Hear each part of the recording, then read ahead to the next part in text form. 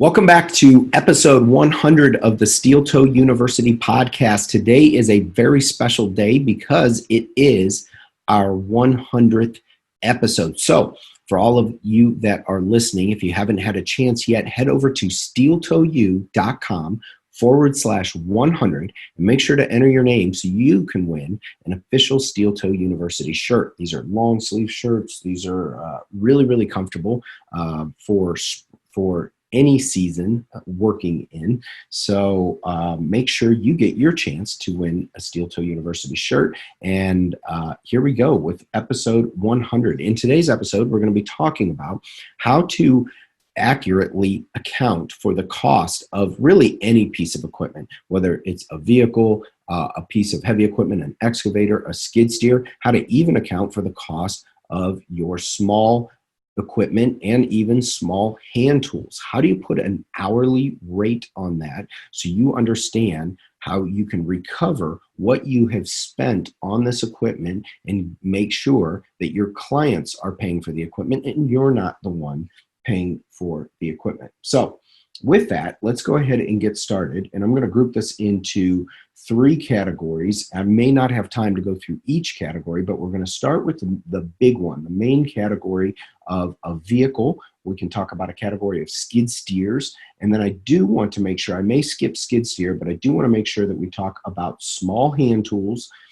shovels, rakes, pruners, any type of hand tools, down to hammers and screwdrivers. How do you actually account for that and come up with an hourly rate so you know by the hour what this equipment is costing you to be on a project? So where we begin with this is most calculations, even when it comes to understanding your own numbers in your own business, begin with understanding how many days per year or hours per year that this machine is going, or this piece of equipment is going to work for you. And in doing that, we understand that we have 12 months out of the year. We have 52 weeks in a year. If we work an average of 8 hours per day, we would say 52 weeks times 5 days a week times 8, that would be 2,080 hours. Times 8, 52 weeks times 8 times 5. Yeah, that's 2,080 hours per year. Now, of course, nobody works 52 weeks a year. So if you were to come up with an hourly rate based on 2,080 hours, chances are you would never have enough time to recover the actual cost of that equipment because we don't work that long. Now, here in the South, we can pretty much bet that we are going to work about 9 of the 12 months out of the year. It doesn't mean that we work full-time March or February through October, and then November, December, and January are 100% off. It means that we have there's a seasonal nature to our business, and some of our workload ramps up as winter is coming to an end, and it slows down as winter is coming to a beginning. But in general, after doing in the way I do these calculations is you can set up a spreadsheet and you can put in each month. You can put January, February, March, all the way down through December. You put the number of weeks in a month. Some months have 4 weeks, some months have 5 weeks. And then you can, next to that, you can put and say how many days or how many weeks out of January do we expect to work? And it's actually most accurate if you do the number of days. So in January, when business is historically low, we know we have, say, 20 working days. That would be 4 weeks times 5 days per week. Out of those 20 working days, we might say we're going to work 5 days in the month of January. Now, chances are, historically speaking, we may very likely work 10, 12, or even 15 days. But if I go with the number 5, it's kind of a worst case scenario. I want to assume that it's going to be really tough to get in a lot of work in January and February. So I want to make sure that my equipment or my machines pay for themselves. So on average, we plan to work about 42 out of the 52 weeks a year. Now, it's not even 5 days per week. Let's say it was 42 times 4 days per week. That would give us about 168 working days per year. Definitely a low number, but If I base it off of that, I'm sure to recover. It's going to make my equipment costs a little bit higher, but I'm sure to recover that number. If we have 168 working days per year and there's 8 hours in a working day, that gives us 1,344 hours of actual work time, billable work time that we're working on a client site. So let's say we went out and we bought a vehicle for $48,000. Okay, so we have a $48,000 vehicle.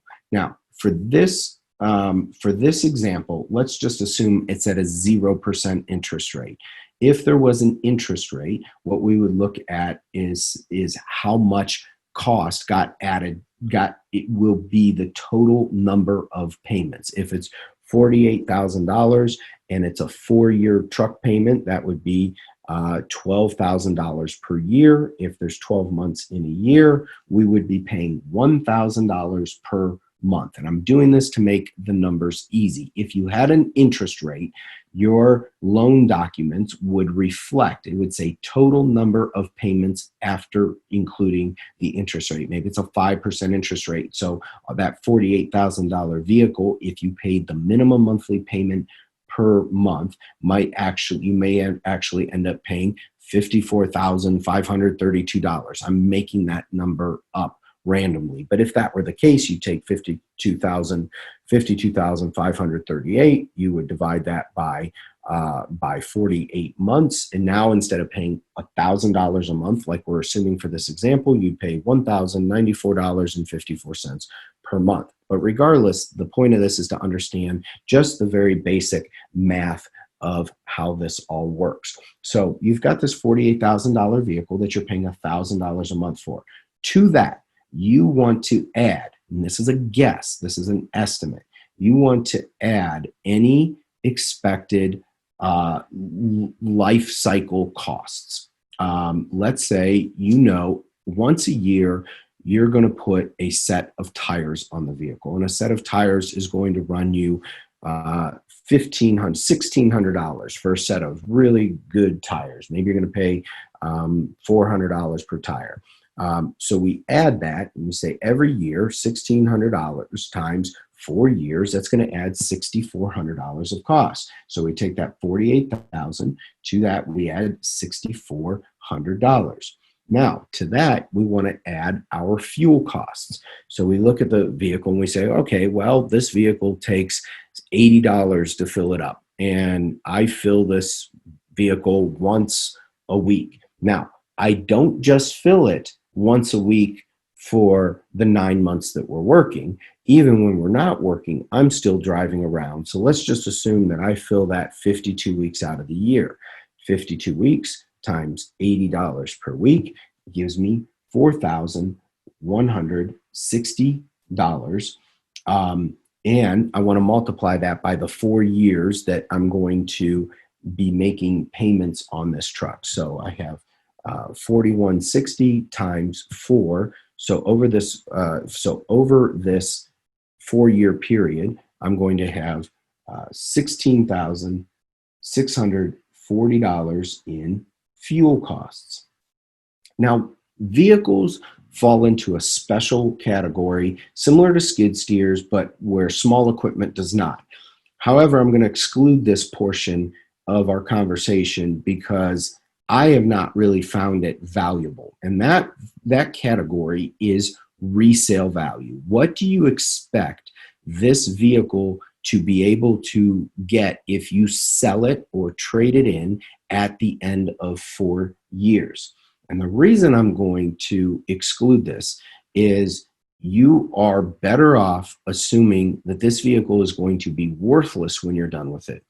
Because I don't know about you, but after owning a vehicle for 4 or 5 years, the only value it has, and I'm not a fan, I'm not recommending that you go trade in or get rid of your vehicles every 4 years. I'm recommending you keep them and drive them into the ground.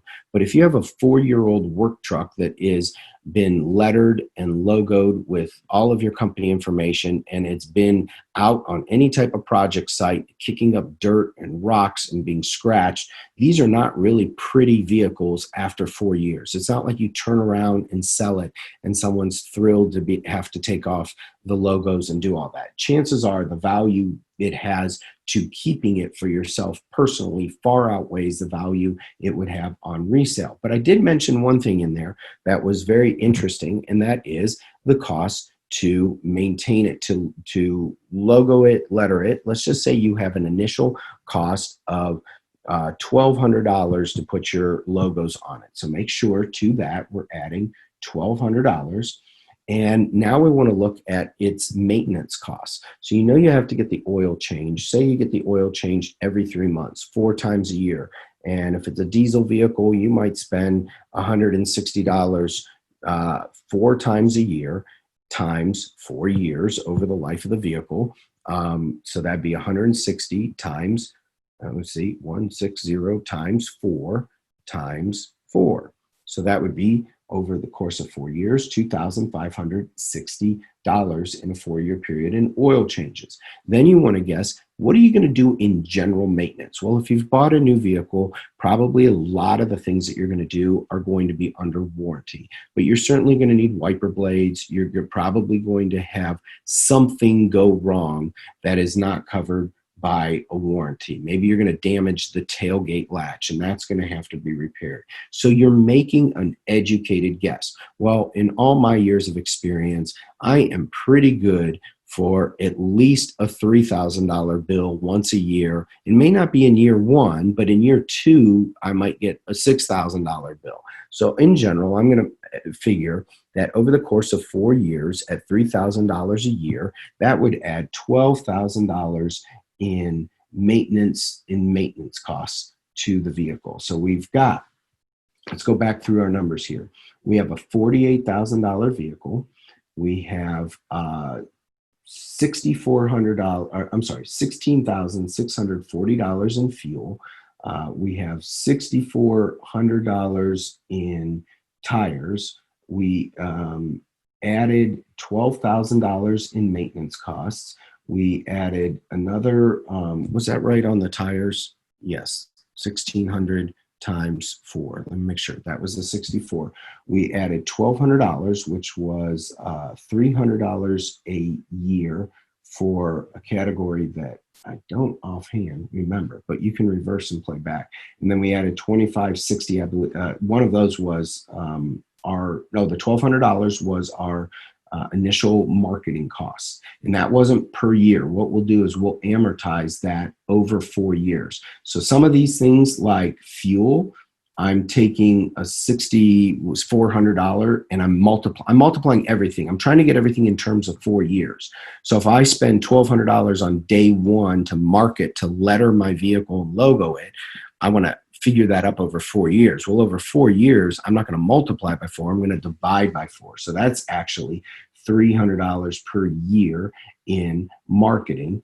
And then we said the $12,000 in maintenance over the course of 4 years total. And on the marketing, let me go back to the marketing. So that is a $1,200 total cost in 4 years. At the end of this, we're going to divide it by 4. And then we have the $2,560. So let's go through these numbers slowly one more time. $48,000 vehicle cost. This is for 4 years. $6,400 tire cost. $1,200 logo lettering cost. $16,640 fuel cost. $12,000 maintenance cost. And I had another $2,560 in here. I'm sure, let me see what that divides out by 4.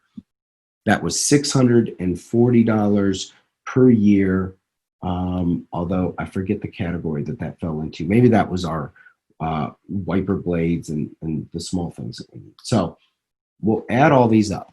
Now I'm going to go through these numbers, add them up. $48,000 divided by $6,400, or I'm sorry, 48,000 plus 6,400 plus 1,200 plus $16,640 plus 12,000 plus 2,560. So over the course of 4 years, this truck is going to cost me $86,800.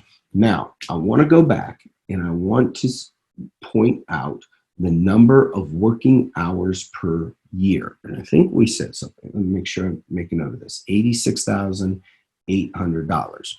And we said that we are going to assume that we work, I think it was 38 weeks a year, times 5 days a week, times 8 hours a day.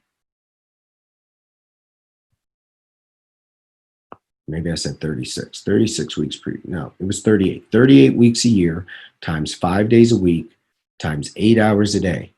That gives me 1,520 working hours per year.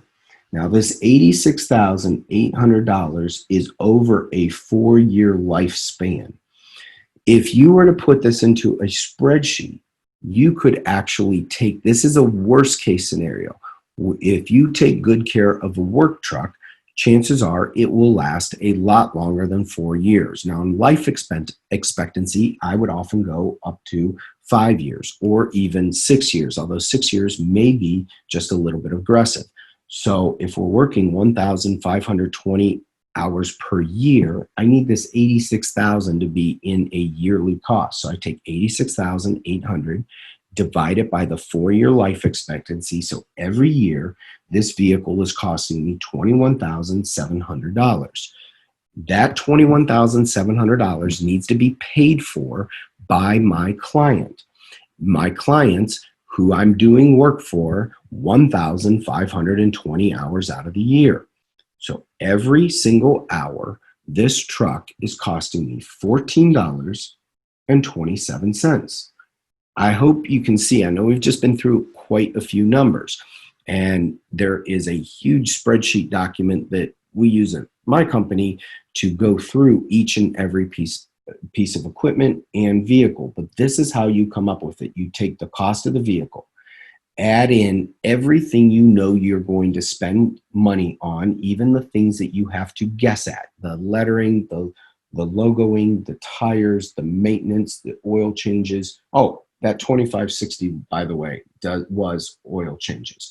So we had oil changes, we had maintenance, and we guessed. With maintenance, we said $3,000 a year. Again, year 1, you might not spend 3. Year 2, you might not spend 6. Year 3, you very realistically could accumulate 9,000. A transmission could go, an engine could go, and you might decide to go ahead and replace that. We had our fuel costs built in there. Again, our logoing costs, tires, and the cost of the vehicle itself. We added that all up, and it came up to the amount of money we would spend in a 4-year period. We divided it by 4 because we only want to know our yearly cost. And then we looked at how many hours per year we're working, 1,520. Now, the reality is you may very well work 44 weeks out of the year. And if you work 44 weeks, times 5 days a week, times 8 hours per day, that'd give you 17,000 some hours, 1760, I think. And your vehicle cost would go from $14.27 down to maybe $12 an hour. It would get less expensive, but you want to include a worst case scenario. You want to say, like, if everything goes wrong and we get a lot of rain, if I charge this amount of money, $14.27 per hour, I will break even on my costs. So when you're figuring up what it costs you to send a crew to a job site, this $14.27 per hour is just one of your costs. We do other webinars and we do other trainings on understanding your overhead. Overhead is a separate category, but say, for instance, your overhead in your business is $500 per day. This equipment charge is, if this truck or this vehicle is not used as a sales vehicle or it has personal use in it, assuming this truck is for your crew to go out and produce jobs, it would not be an overhead expense. It would be a cost of goods sold. So you may have an overhead expense, what it costs to pay the rent, to buy computer paper, to buy ink, to pay for your internet connection and your cell phone. You add all that up and that's $500 a day. Then you look and you say, okay, what are my equipment costs when they're running? And this would be one of many equipment costs. So that is how we cost out a new or any type, new, used, it really doesn't matter, a vehicle in your equipment. For the purpose of brevity, I'm going to skip skid steers or excavators because they really just repeat the process that you used for the vehicle. They really follow the exact same pattern. One other area that I said I would mention is, how do you account for all the small tools that you have? There's two more categories. One would be small equipment. Small equipment would be powered equipment, things like chainsaws, 14-inch diamond blade saws, plate compactors, rototillers, small pieces of equipment that are engine driven, but they're not so big that they would fall into a vehicle or skid steer category. Generally speaking, these are pieces of equipment that are going to be about $5,000 and less. You would follow, again, that same formula that we followed for vehicles. But things like hammers and hand tools, I mean, in the category that we give it is hand tool package. And that's how we cost it out on a dollar value. And if you're starting from nowhere and you don't have an idea, you go through your shop and you just look, and it's a guess. You say, okay, I've got 20 hammers, I've got 3 socket sets, dead blow hammers, 50 shovels, 10 rakes, and you just make a guess. You say, the value of everything that I have is $3,000 in just small stuff. And every year I know that I have to purchase new shovels, new socket sets, new wrenches, new things. And every year I'm going to spend $3,000. So I already own $3,000 worth of stuff. And each year I'm going to replenish $3,000 worth of hand tools. Now you might say that number's crazy, it's high, or that number's crazy, it's low. But let's just use that number for the sake of argument, that at any given time, you may not replace 100% of your items. So out of the 3,000 that you have available at any given time, let's just say you have 3,000 on hand and you're purchasing 3,000. So the value of your small hand tools is $6,000 per year on an annual basis. And let's go back to our example where we work. I think we had said 38 weeks times 5 days a week times 8 hours per day. We said we work 1,520 hours per year. So we take $6,000 and we divide it by $1,520. So we now know, we come up with an answer of $3.95. That is how much your hand tool package costs you per hour. So I would go back to my vehicle. I say, okay, I've got $14.27 is what my one vehicle costs. Now you may have 3 vehicles.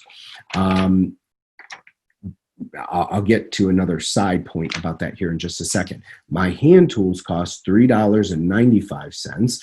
And so we'll add those two together and we come up with the cost of $18.22 per hour when it works.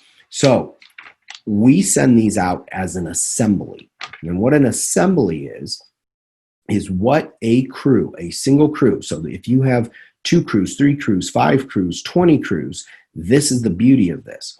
Each crew has an assembly. So you may have your hardscape installation crew, or you may just, and they may go out and they may have an F550 truck that carries a skid steer with it and carries a host of plate compactors, jumping jacks, cutoff saws, and let's call that small powered equipment. And then you have their hand tool package, because every truck probably has rakes and shovels and socket sets and hammers and screwdrivers and pliers and different things. So, and you have a hand tool package.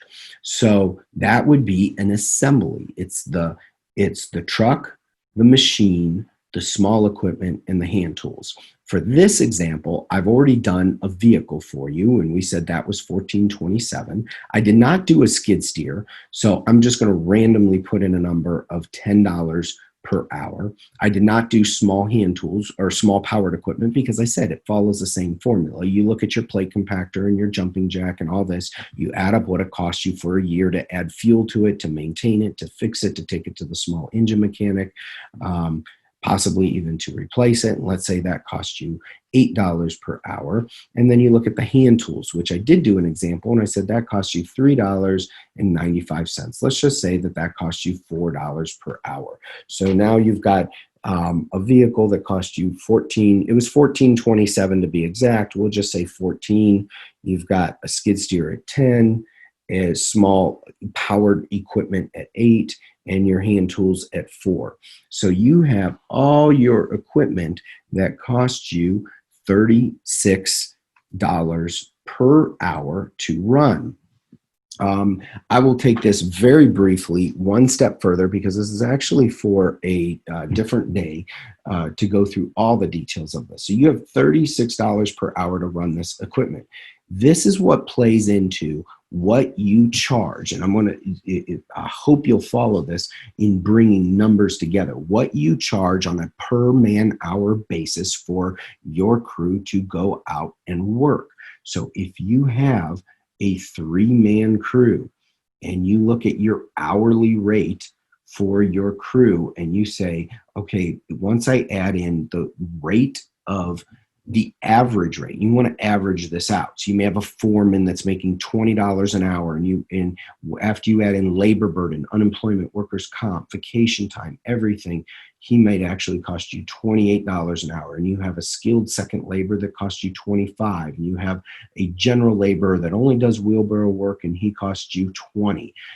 You take that 3-man crew and you've got 2, 4, 6, 7. So that crew costs you $73 per hour, and you add in your but that is a 3-man crew, so you would end up dividing that by 3. So 73, let's say it's 75 for the sake of numbers. You divide it by 3, that means you have $25 an hour that they cost you.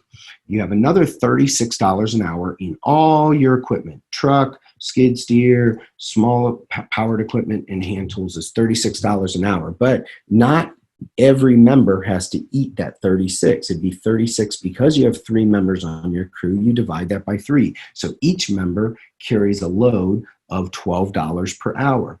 And let's say you have overhead that is $400 per day. That'd be $400 in an 8-hour day, would be $50 every single hour to cover the cost of the lights and your rent and your insurances and your printer inks and all your overhead costs, your indirect job costs. That's $50 per hour. But again, that's not time for 3 people. So you take 50, you divide it by 3. So each individual person is only responsible, it comes up to $16.67. Let's say that's $17. So in total, you have $25, which is the actual cost. That's paycheck cost of what the average cost of the person on your cruise is going to cost you. $12 an hour in your equipment, and $17 an hour in your overhead. You come up with a number of $54.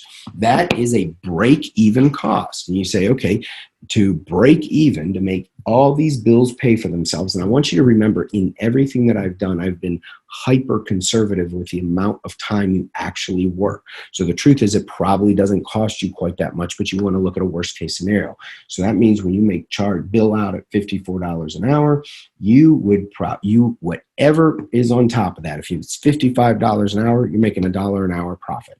So that's your break even. That's when you want to look and say, okay, I'm going to bill my crew out at $70 an hour. Now, of course, it has to be appropriate for the work. You may not bill $70 an hour if you're raking leaves, but certainly if you're doing some sort of higher complex job task, replacing air conditioning units or building out, designing an interior kitchen remodel, that rate may be much higher. I know, for instance, our irrigation subcontractor will do irrigation repairs at $90 an hour. Makes perfect sense. You're going to make $35, $40 an hour doing it. So I've gone through these numbers very quickly, but hopefully you follow the math and this all makes perfect sense to you. If it doesn't, please be sure to ask some questions or post in the comments below, and maybe we'll get a chance to offer some clarity on that. But that is exactly how you would cost out new equipment and hand tools and small powered equipment and heavy equipment. You can do this, works for any type of equipment. And then I even threw in at the end how that works and ties back together to man hours and how you get to your man hours. So there's a number of different, now what I just explained to you in 30 minutes, we offer multi-day courses that could take you 3-4 days to go through start to finish. So I just did a very, very brief commercial version of all of this. And hopefully you were able to understand it. So with that, that will conclude episode number 100. And I hope episode 100 has been a powerful one for you. And I hope it's given you a way to really kind of at least trigger the thought process on like, oh yeah, now I get why everything is talked about in terms of man hours. And you see, like, maybe that $54 an hour shocked you and you're like, well, wait a minute, I'm only been charging $40 an hour.